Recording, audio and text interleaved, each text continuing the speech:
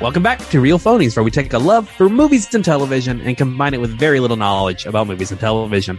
I'm your host, Christian. Join me are my co-hosts, Joseph. Yellow. And Jehu.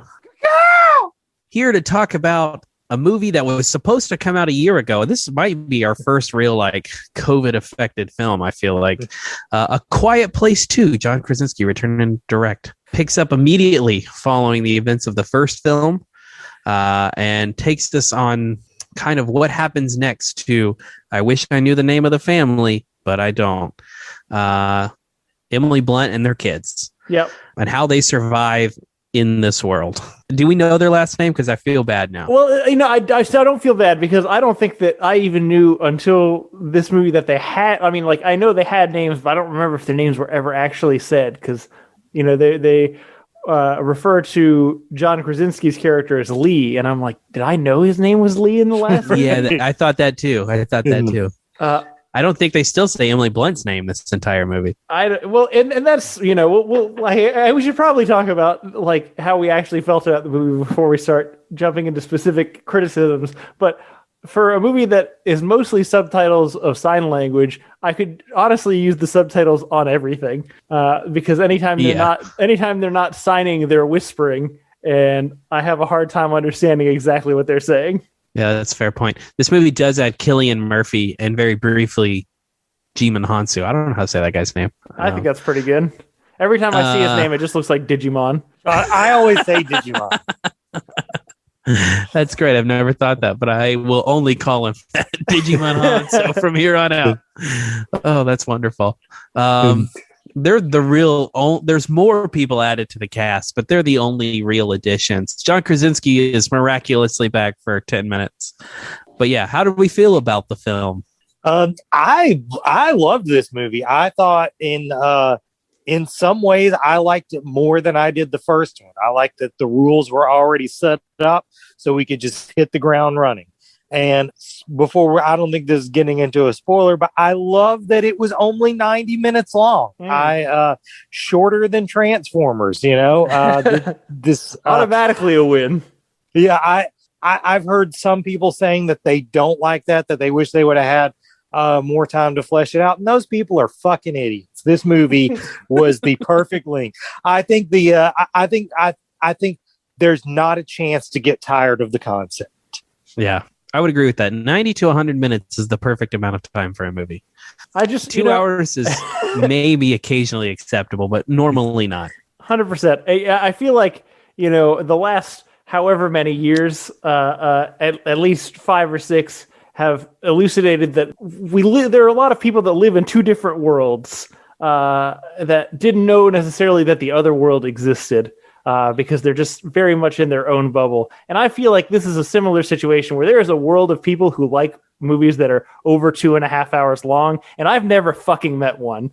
But apparently they're loud and they're out there, so I don't know what bubbles they're circling around in, but I don't like them on principle. They're definitely getting serviced. Yeah, for sure, but not by this movie. Right. Definitely to your point, Jehu.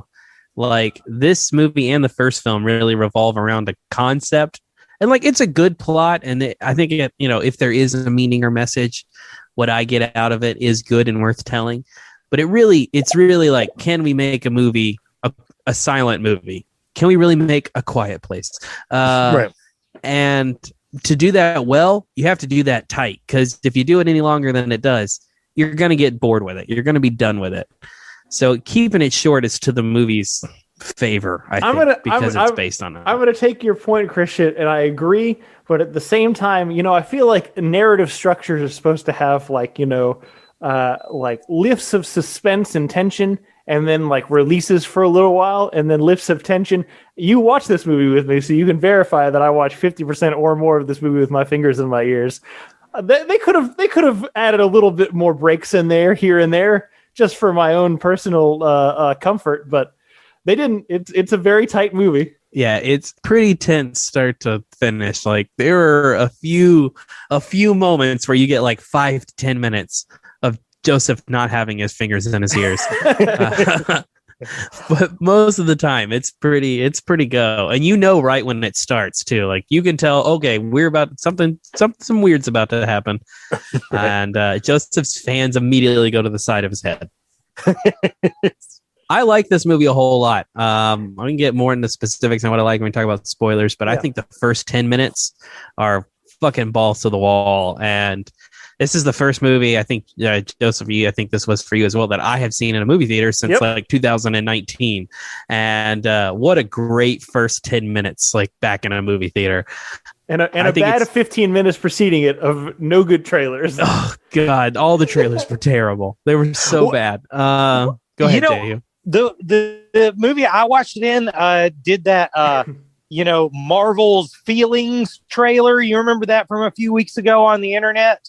No. Yeah, it was like a thing showing all these like moments from various Marvel movies and then short little snippets from it. They showed that in my theater, and whereas I was not impressed by it that much on the internet, in the auditorium, I like, man, that was like, this is giving me feelings. I'm really enjoying this. I'm really ready to be back with these movies. So I had a good trailer experience. I'm just shocked we didn't get Hotel Transylvania 4. Like that was the quality of trailer that was going on in our theater. But no, I really like this movie. I think the time frame works well. I think with the decisions they decided to make with plot and how they chose to continue the story made a lot of sense and were really good, especially because I didn't think it was necessary after watching the first film. Right. So, better than Transformers for me.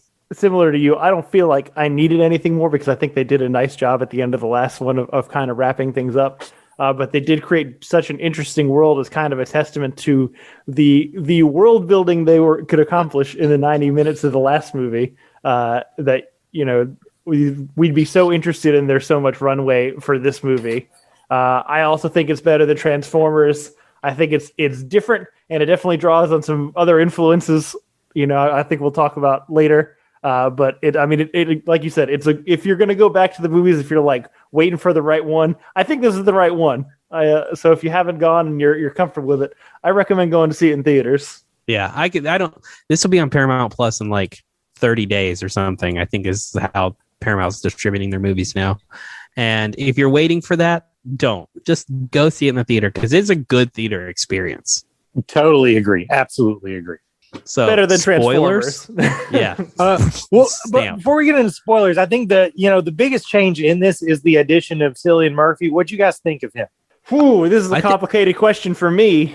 I thought he was pretty good in it. The one thing I wanted to say that I don't feel like anyone else is talking about, he's lean as fuck in this movie. Yeah.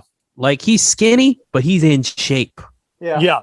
I going into it, I really thought I was gonna miss John Krasinski too much. Cillian Murphy's a little too creepy to be as endearing as he is, but man, did he win me over. He was much more, I don't know what say that's what I would be in this world, because what I would be in this world is dead. but I related to him a lot more. And everything with us kind of has to tie back to comic movies. So I'm starting right here. Cillian Murphy for Wolverine. He's a little guy, and he has a sort of feral attitude in this. And I would get super on board with that dude as Wolverine. Have no idea if he's interested in that kind of scene anymore, but I would be into that. I'm on board. I feel like as a society, we've come a long way recently in kind of discovering that human sexuality is a complicated spectrum, and I think that's wonderful. I think everybody can have whatever they want, kind of thing. And I don't feel like I can profess that I'm sexually attracted to Cillian Murphy, but I definitely feel funny feelings when I see him on screen. So I don't feel like I can tender an opinion with any kind of real unbiased opinion, but I was happy to have him on there. I think he's great. I think he's great in everything. I tell everyone they need to watch The Wind That Shakes the Barley, which is an Irish war film with Cillian Murphy, but no one has ever seen it. Yeah, he's a great replacement. Replacement's not the right word, and that's something they talk about in the plot, but he fits his character perfectly. It is funny that he's easily the prettiest person that's been in these movies, but he's the only one who decided, no, I'm going to look like I'm living in the apocalypse. Like, you know, like Emily Blunt's still glamorous as hell. I know, right? That dress looks great. Yeah, but he is worn the fuck out in this, which I was super into. What I really, really enjoyed about his character in this and the way he did it, kind of to both your points, is like, I like in the first movie, and I didn't really think about this at the time, but John Krasinski's such like the perfect dude, like all American hero. I'm going to do whatever it takes, makes all the right decisions, except for just moving his family to the fucking waterfall.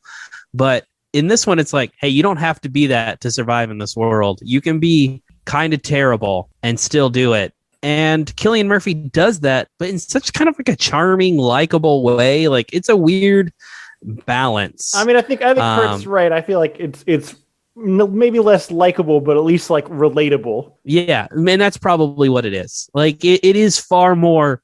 This is probably closer. If I were to live, because you're right, I would not live. I would be for sure be dead. But if I were to live in this world, I'd probably be more that guy than John Krasinski. All right. Well, that leads into what I want to talk about in spoilers. Let's just jump into spoilers. Spoilers from here on out. There's no rhyme or reason to this. We can come back to it in order if we want. But that's one of the things that I think stood out to me about this movie that I thought was really interesting, because you're right. John Krasinski's character in the last one, and I mean, even Emily Blunt's character in the last one and this one are kind of these, I don't know, these specific kinds of characters in horror movies and just general stories in general that, like, they're close enough to people that I recognize their aspects, but they're also like better than people. In almost they're like monoliths of good behavior. Right. Like, so, just good behavior, no good weakness. decisions, all this kind of stuff. And so, I think Cillian Murphy is a great example. Cillian Murphy's character, I think his name's Emmett. Is that right? Yes. Sure. Emmett. Yeah. Is a good example of somebody who I think is just surviving as opposed to thriving, I guess. But in this movie, Emily Blunt's still Emily Blunt. The deaf daughter is, they talk about it in the movie, is very much like John Krasinski. She's very fearless, very committed to like doing the right thing at all costs. Having the kid with anxiety in this fucking movie deal with so much anxiety was giving me so much anxiety. It was. I feel like I'm stressed out anyway because the circumstances are stressful. This kid had anxiety before this fucking thing went down, so I'm just like doubly anxious for him this whole time. And I mean, it's cool that they portray that in the story of somebody like, who has anxiety, who still, does do like heroic things, does other like the anxiety isn't what defines them. It's not necessarily like their weakness. It's just something that, they have, it's a part of them. And I think that's both, like interesting from a character's perspective, and also like for me, like drew me in so much more than watching the deaf girl going off on her own. It's like, that's a terrible decision. I can't see myself ever doing that, but I can totally see myself having a panic attack, in like an airless vault, hoping I can get out. Well, man, the thing is, there was a point, bringing up that kid, like, when everybody starts going on the path that is going to lead to everything going wrong at once. Like, you can see that's coming. It's like, fuck, this is going to happen. But when he decided to go upstairs and look around, I was like, man, fuck this kid. Yeah, like somebody. That's the only one. I was just about to say most of the things I feel like they were doing were relatively necessary, but that was the one exception. That was like the most horror movie decision in the whole movie. And also I'm like extremely claustrophobic, just to the degree where at one point I thought I was trapped in a room and I immediately started looking for ways to kill myself. Like I cannot handle enclosed spaces at all. So as soon as I saw that fucking rag on the fucking furnace, I was like, man, fuck this shit. Like, I don't want to deal with this. This would have been such a stressful experience for you, Hurt. I'm so sorry. And then when it was that kid that set it off, I was like, double fuck this kid. But yeah. The only thing that I really wanted to talk about that I really loved in this movie, and it's because the zombie subgenre of horror has like taken over media in the last like decade and a half. I love that there was the concept of a utopia in this, and there actually fucking was. Because so many times it's, if we could just get to Alaska, there's no zombies there. And you fucking get to Alaska, and there's just all the zombies. This was like 3 seasons of The Walking Dead was this fucking shit. And it's never there. But in this movie, it's like, nope, sure enough, there's a fucking island and these things can't swim. So it's pretty great. However, it's the others camp here. This is also the secondary trope along that line where the protagonists find the utopia and then through the consequences of the protagonist's actions ruin the utopia. I also love that bit. I thought that was hilarious. You do think even if you're like chilling and you knew you were safe, you'd have like some precautions in place. Yeah, right. They did not plan at all that one of these things to show up. That's true. I hadn't thought of it that way, Christian, but that's a really good point. I'm glad that, totally. They just did the thing that they usually never do. Also, to your point about The Walking Dead, the producers of The Walking Dead should have to watch these 2 movies and then they asked if they're ashamed of themselves. Like these people do in these 2 movies what like at least 13 seasons of The Walking Dead. Well, it's like, it reminds me a lot of, every almost bad guy in The Walking Dead, or like the cannibal people we see. I'm assuming they're cannibals. I don't know what else they were in this film. And that scene lasts about 2 minutes. And I get the exact same amount of emotions as I get out of 20 fucking episodes of The Walking Dead. Like, 100%. If you can give it to me in 2 minutes, do that. Right, totally. That's it for me. That was like the one thing I like had to talk about because I love that bit. Yeah, I mean, of the things we can talk about, you mentioned it earlier, but the first 10 minutes of this movie are kind of like it's day one, of the incident, and it's from the moments before the invasion happened to all of the immediate moments after, so far these are the only 2 things that John Krasinski has directed, but just that scene alone makes me feel like this dude probably needs to direct more. No, totally. Just the general concepts are great. The sense of space and movement are really good. He does great things with like the camera moves and the sound going in and out when we're supposed to be taking from the daughter's perspective. It's like, it's really like harrowing and immersive. And I thought that, I think the first 10 minutes is the most impressive part of the movie. Yeah, he's really good at action. This one's a lot more actiony. That opening sequence when they're trying to escape the monsters the first time you encounter them, I was like, man, if this was like a Universal ride, I would be fucking into it, But that guy, I think that guy's ready for the big leagues as far as directing. The only question I had heard is, did you recognize the guy who says the Lord's Prayer and works at the shop that John Krasinski goes to? Oh God, man, I did, but I can't remember it right now because it's been like 2 weeks since I saw it. Who was it? It's fucking Homer Stokes. Oh right, yeah, okay. Yes, it is Homer Stokes. Joseph didn't get it either. It's funny because thinking back, I was thinking, I know it's a Coen Brothers guy, but I couldn't think who it was. I knew that at the time, but like I said, it's been 2 weeks. I forgot about that. Also making a cameo appearance is Hamilton alum. I don't actually know how to pronounce his name. Hercules Mulligan. But he's Hercules Mulligan, and James Madison in Hamilton. He's the cop in that first 10 minutes of the movie. Yeah, I'm glad you called that because the whole time, and he's not on screen much, but I almost was distracting how much I could recognize him and couldn't place him. Well, the main reason I second guessed myself is because in Hamilton, he looks so much taller than all the people. And then in this movie, he was shorter than John Krasinski, and it really threw me. So it's like, maybe this isn't the same guy. But I think maybe just everyone in Hamilton is very short. Yeah, I also feel like John Krasinski's fairly tall. Yeah, for sure. Maybe he's average height. Speaking of cameos, Digimon Houston, wasn't there a different actor who was playing that and dropped out? Yeah, it was supposed to be Brian Tyree Henry. Like, I think they dropped out because of time concerns. How could they have not had time to do this? Like, he was in that movie for like 4 minutes. That's 2 days of shooting tops, 2 locations. Yeah. Yeah, that's a great point.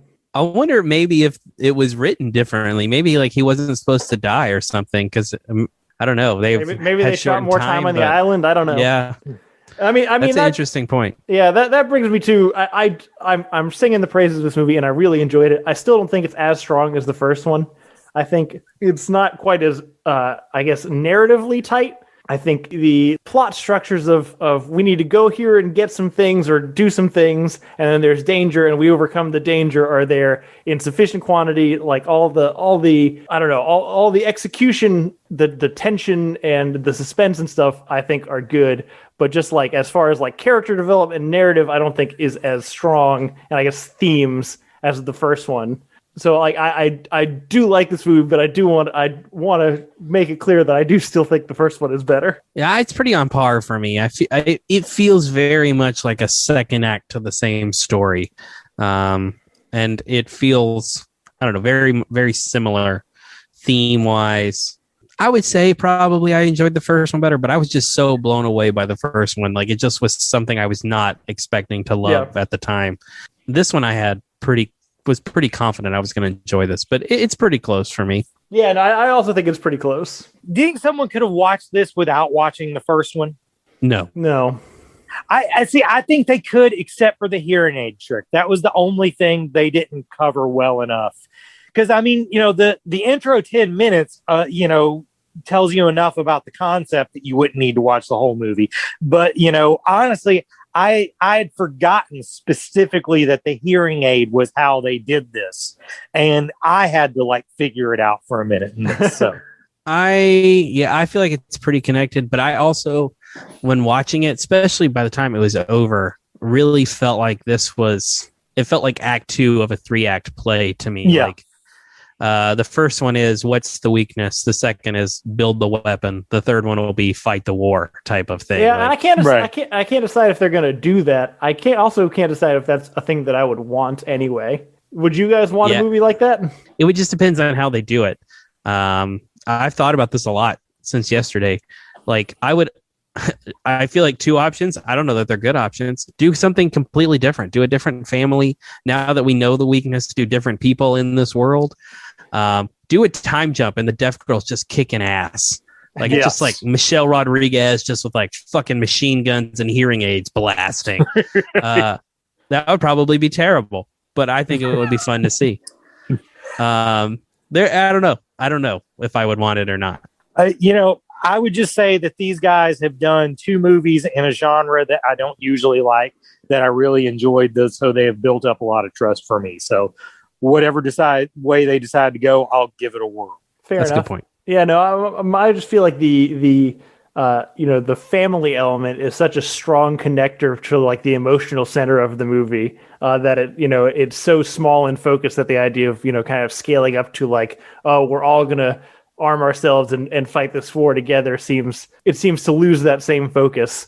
But I think Kurt's right. I think they've earned the trust. That said, apparently John Krasinski didn't want to direct this and kind of got like corralled into it by accident. So I feel like it'll be hard to do that a third time, but maybe he just needs more money. I don't know. Well, this seems to be the biggest bona fide hit since Corona. So they probably will be willing to back the money truck up to him for the third. Yeah. I do believe they announced a third project, but it's not A Quiet Place 3. It just exists in the same world, and it will not be directed by him. But I do think he's writing it, or it's a story by him and someone else is writing, something like that. But something along those lines. But yeah, do you guys have anything else on this? No. Better than Transformers. Better than Transformers. I was really surprised. Usually when we watch a good movie, we run out of stuff to talk about in like 10 minutes. We made it 30 whole minutes on this one. So good job, guys. Good content creators. Well, cool. That's Quiet Place 2 again. Yeah, go watch it in theaters. It's a blast. What have we been watching this past, I think, 2 weeks now, guys? Well, we didn't record last week, and at the time I had not watched anything. So what I had done was prepared a 10-minute monologue of why Toto is better than Kansas. But I'm going to shelve that. The title, if I were to write an essay, it would be Toto is better than Kansas. I don't give a fuck how many times you've listened to Dust in the Wind. But I'm going to put that on the shelf. I'm going to save that for a rainy day because I've watched some shit in this past week. This version of what I've been watching is presented to you by HBO Max. I watched the Friends reunion, and why it's not called the one where they reunited feels like a missed opportunity for me. Yeah, somebody needs to lose their job over that. Yeah, Friends reunion is not the correct title. The one where they reunite, I don't know, something the one where should have been included in the title, but it's fine. I don't have like an affinity for Friends. I've seen all of it once. I have watched a few episodes many times. It's an okay show. It's a very white person show. It's, it is what it is. It didn't warm my heart anymore to see all of those people together than it did if that never happened. I had no emotional effect. But if you're really into Friends, I could get why that is your shit. The one thing I would probably add to that is what's her name? The chick who plays Phoebe. Lisa Kudrow. Lisa Kudrow, by far the best actress out of all of them. There's so many times where she just like falls in and out of Phoebe in that. It's just like a fucking light switch for her. And it's like all of a sudden she's a different person. And it's legitimately great.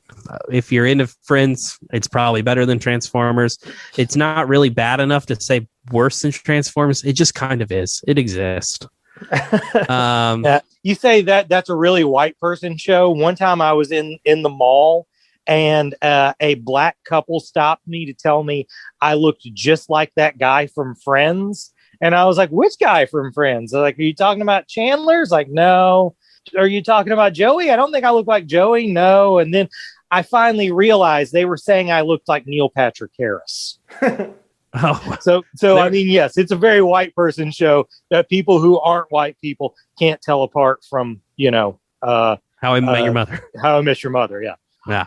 I also watched one of my all-time favorite movies, which is now on HBO Max, Dr. Strangelove.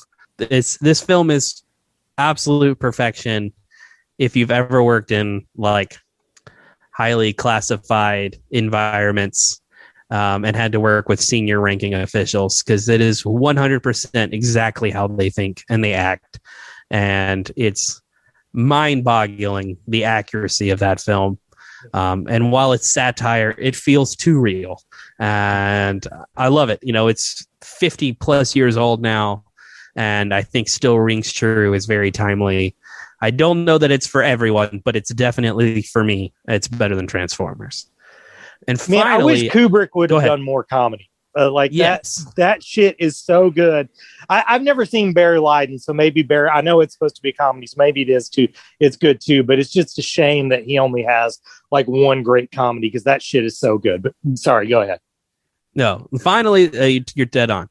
Finally, the last thing I watched, and while we all hate horror, I am partial to the Conjuring franchise, so I watched the third Conjuring film. The Devil Made Me Do It. And I don't know, I was kind of disappointed. I don't think it's worse than Transformers. I think the cast alone, Vera Farmiga and Patrick Wilson, are really good in those roles. And this one's definitely a little bit more about them as a couple, the Warrens. And I liked that bit. And I liked the general concept, but it's just not as good as the first two. It's not as scary. It's almost an entirely different kind of story. The first two are very much persons possessed. They have to go and help. That's really the first one. The second one is that kind of bleeds over to their home life. And but this is more in the vein of The Exorcism of Emily Rose, Silence of the Lambs. Like, it's like kind of psychological supernatural thriller about a court case. And they're trying to prove the person innocent. The guy claims his defense is that he was possessed when he committed the murder, and they're trying to prove that for him. And there's not really there is a supernatural presence, but it's not as much as the previous films. I don't feel like the scares are really there. It's more like an episode of Law and Order in the Conjuring universe, and I didn't love that. It's fine. It's on HBO Max. I would not go. This was not one that was mandatory to go to the theater for me. I was thankful for same day release on this one. That's it. Man, I'm going to say your so-so review of that kind of talked me into watching it. I think the idea of a Law and Order episode in the Conjuring universe sounds pretty cool. I mean, to be fair, have you seen Exorcism of Emily Rose? I've not. I know I should have. I was about to say, I think Christian would probably agree that's a better version of this. Yes, it is. That movie's pretty fucking great. Yeah. And it's a legitimately scary film while also being that. I don't think this is very scary. So maybe this one is more in your ballpark, but right. So, when you were talking about Friends and I interrupt you, I was actually going to talk a little more shit about Friends, but then I realized my first thing I'm going to talk about would lose me any high ground. So I aborted on that. I watched Coming, the number 2 to America. And you know what? I liked it. I had that movie on fucking VHS as a youngster and I wore that shit out. I have no idea if it was good or not, but I know at the time it made me laugh. I kind of put off watching this because I expected it to not be great. And it probably isn't great, but it was harmless and I enjoyed watching it. If I had 2 complaints about it, is there's too many musical numbers and not enough jokes. And that they have Tracy Morgan, one of the funniest human beings on earth in this movie, and they do nothing with it. But other than that, it's pretty good. There's also, you should watch it just for one scene where various characters are fighting Wesley Snipes, and one of them is Arsenio Hall, and Arsenio Hall is very much a man like in his 50s trying to move and not being able to, and Wesley Snipes moving better than most anyone in their 20s, and then Wesley Snipes has to lose that fight. It's pretty hilarious. But I'll give this one better than Transformers. If you don't have a fondness for the first movie, you probably won't love it. But if you want some nostalgic feels, it's pretty fun. I also, on this podcast before, have stated that there was only 2 Coen Brothers movies I hadn't watched. What's the folk singer one? Inside Llewyn Davis. Inside Llewyn Davis and Intolerable Cruelty. But I forgot I had also never watched Burn After Reading. I remember it didn't get great reviews at the time, probably because it came out right after No Country and, what was going to live up to that. But me and Sarah watched it this weekend and I fucking loved it. I know it's thought of as one of the lesser Coen movies, but I thought it was fucking hilarious. Brad Pitt fucking kills me in that movie. He is so fucking great in that. And man, if you're out there and you're a Rick and Morty fan, and I don't mean you like that show, I mean you're one of those guys who believes you're the Rick and everyone else is a Jerry ruining your fucking life. Like, watch this movie and see what that's really like. Because John Malkovich is that person in real life. He's the only person in this movie who's not a fucking idiot. And everyone is just passing him by without even trying. And he's fucking miserable. And I think it's great. It might be one of my favorite John Malkovich roles. But yeah, definitely better than Transformers. I'm actually glad I waited this long to watch this because there was no anticipation to it. But I really liked it a lot. And I think that's all I'm going to talk about because I got a feeling Joseph will talk about the other one I want to talk about. I certainly will, but I do want to mention I watched Burn After Reading. I assume immediately when I went to college, 18 or 19, right? And I don't think I really liked it, but I feel like I need to go back to it. I think I'm wrong. I really highly recommend going back to it. I think looking at it from a fresh perspective would help. Also, I really think it has some sort of meta commentary on the indie comedy at the time because I can't tell what year it's set in. Fair enough. Yeah, because it's got Brad Pitt, John Malkovich. The female lead is Cate Blanchett. No, it's Tilda Swinton. Tilda's fucking even better. Yeah, I know, right? and J.K. Simmons. I don't know how I could not like that. I think I just my expectations were in the wrong place when I watched it. Oh, dude!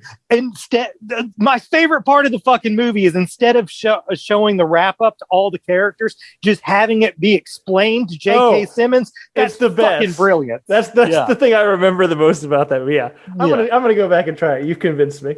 Joseph, what have you been watching? What have I been watching? So I did this for you, Hurt. Partially because I was already kind of interested, but partially because every once in a while I'll have something that I don't know how to like explain why I like it, but I'm just like, please just trust me. Right. And I just hope that somebody will. And I trust you enough that when you sold me on Mayor of Easttown, I was like, there's probably something there. And fuck, you undersold the shit out of this. It's really good, right? It's really good. I mean, Kate Winslet's great. It's got Gene Smart, who's been fucking crushing on HBO. It's also got Guy Pearce as the most randomly handsome person in this universe, and fucking Evan Peters. None of which you mentioned the last time. The thing that I regretted most about underselling it is I didn't mention Jean Smart, because she's a goddamn treasure. She's fantastic. And man, it's always good to go back to comic book shit. But one of the things, people who don't see the value in comic book shit, man, we brought back Jean Smart, and that I think that deserves a reward. We probably wouldn't have her in this if Legion hadn't led to Watchmen, and then suddenly everybody realized, oh shit, she's not just some chick from the Golden Girls. The Golden Girls designing women. She fucking rules. Yeah. But the other thing I feel like you undersold is I think the draw of the story, which is I remember when that show on HBO, The Outsiders, the Stephen King one, came out. Right. My dad was the first one who even mentioned it to me. And he watched, I don't know, like the first 3 episodes and was like, oh, I really liked it. It was this really interesting, like, small town crime story where, this one incident disrupts a whole community. And you get to see all the weird and unexpected ways all these people are linked together. But then there's like a supernatural element, and he didn't like that. Later on in the series, he got on board with it and really liked the end of the show. But if you like the first episode or 2 or 3 of The Outsiders and didn't like the supernatural turn and wanted the small town drama turned up like 5-fold, this is the fucking show for you. Totally. It's that exact same thing, but like with a ensemble, cast again of a small town of probably, I don't know, like 30-ish people, and just from episode 1. Everyone is lying, and it's very obvious that everyone is lying in ways that I don't feel like they should have to lie. In circumstances where I was like, what do you even have to lie about this? And it's super intriguing. It really gets you from the get-go. I was a little nervous towards the end that I had kind of like gotten the formula of the show, and it still fucking got me. So, props to it. I think it knocks everything out of the park. It's a really great mystery. It's really great, like, character drama. It's well written, well acted. Just everything about it is really good. All that said, SNL did a great. God bless them. I don't feel like we give SNL enough credit for their turnaround, because they write a week to week basis. Right. Because that came out, like not even like towards the end of Mayor of Easttown, like somewhere towards the middle of the run, but they made a one of their SNL digital shorts mocking Mayor of Easttown for their commitment to regional accents and names and all this kind of stuff. And I remember watching the show and feeling like, oh, like I get it, but like something about this kind of annoys me. And I feel like they hit the nail right on the head. Where, they're each cut, they're like, you can tell that the writers obviously Googled names and places. It was very funny. I think it would be funny if you haven't watched the show, but if you watch the show, it's even funnier. I think it also would be funny if you haven't watched the show. I was thinking the other day with SNL, what sucks about being SNL today is SNL was competing with no one, and now SNL competes with everyone. Yeah. You know what I'm saying? Mm-hmm. Like everyone makes the kind of content that SNL used to only make. But this was one of those things where they really hit the nail on the head better than anyone else. Yeah. I will say this about it. I never look for plot holes, faults, and I found one in this, and I won't go into it because I don't want to go into spoilers, but after thinking about it for a couple days, I decided, you know what, that's not really a hole. That's just how these people are. They're like real fucking people. They do shit that just doesn't make fucking sense, just dumb stuff. I think I think the plot hole was actually a testament to how great the show is. Can you tell me what the plot hole is and I could just cut it out? Okay, what I'm going to try to do is I'm going to try to do it in generalities, and I think you will understand it. There is a character that early in the thing comes forward with a piece of information that might be pertinent to the case. It turns out to not be true and not be pertinent to the case. But later, this character has that exact same piece of information about a different person, and it is super pertinent to the case, but does not come forward. Yep. And I was like, that's so fucking stupid, because it also seems like this person really kind of knew this the whole time. So why did they even come forward with the first thing? But I realized it's just because she's a stupid garbage person. Yeah, no, I don't think that's actually a plot hole. I think that's a legitimate thing. Right. I love this show. Everybody should watch it. Yeah. I watched a lot of other stuff, but I'm going to breeze through it quickly. The wife and I finished up an anime show called Little Witch Academia, which sounds like it'd be related to My Hero Academia, but it's fucking not in any way. It's essentially Harry Potter, but instead of Harry Potter being kind of a mediocre wizard who's the chosen one, it would be if Harry Potter was the absolute worst wizard and the chosen one. And it's super charming. I would say it's probably like the most. I wish there was a better word for this, because whenever I say the word family friendly, it makes it sound like I'm using a euphemism for something. But I don't know how else to describe things that like are acceptable for children but are enjoyable by everyone. Right. When I say family friendly, that's what I mean. This is a very family friendly show in that it's a really engaging story, particularly towards the end, like really, really hits it out of the park. But I think could be, if you wanted to introduce your kids to anime, this would actually be, I think, a good first one, because I think it would be enjoyable for a pretty young audience. I also watched an anime we called Penguin Highway, which is just kind of a fantastical story about a kid who penguins start appearing in his town for no reason, and he's like I don't even know if he is supposed to be a prodigy. He thinks he's a prodigy. And what I found charming about this movie, he's on the case trying to solve what's going on with all these penguins in his town, and there's a lot of other shit going on. It's very like magical Alice in Wonderland. But what I like about it is the kid reminds me the most of a kid, of all the kid protagonists I've seen in a long time.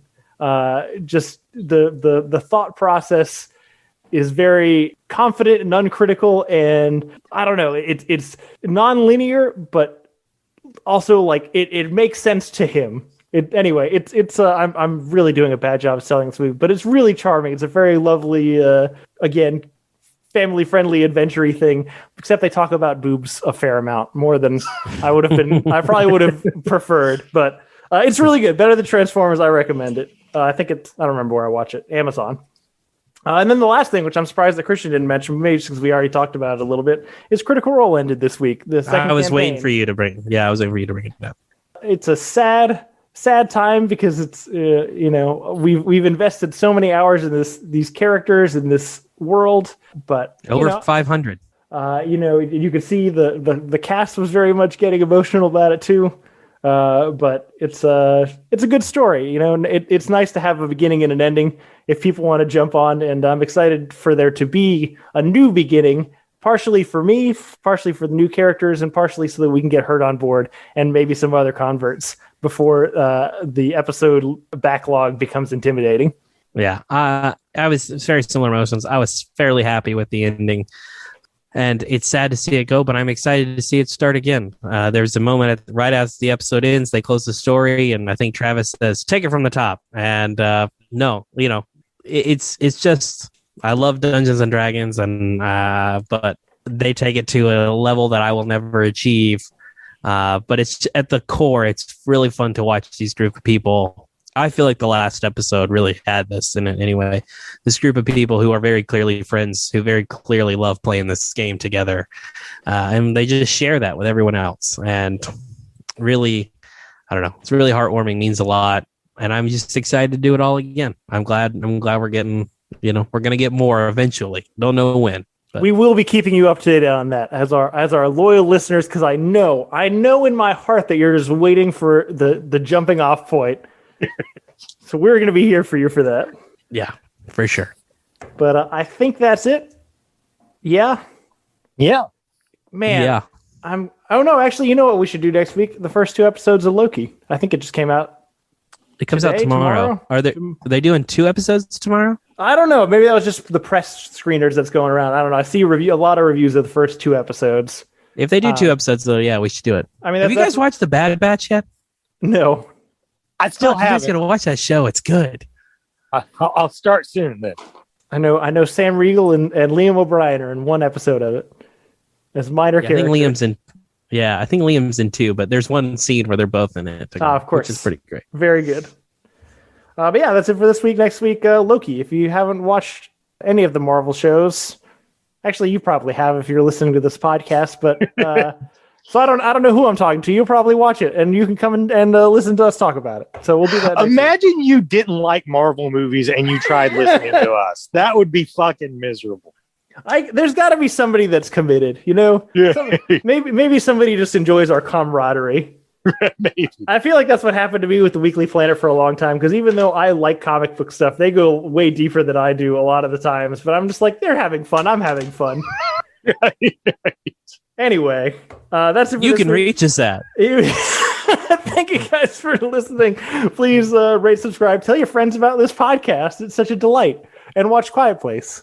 If there are any other episode suggestions, things you want to talk to us about, things we missed about Quiet Place, you can reach us at realphonies@gmail.com. You can also follow us on Facebook and Twitter at Real Phonies, and on Instagram at Real_Phonies. Thanks to Zach Evans for art and Brian Velasquez for our theme. We'll see you guys later.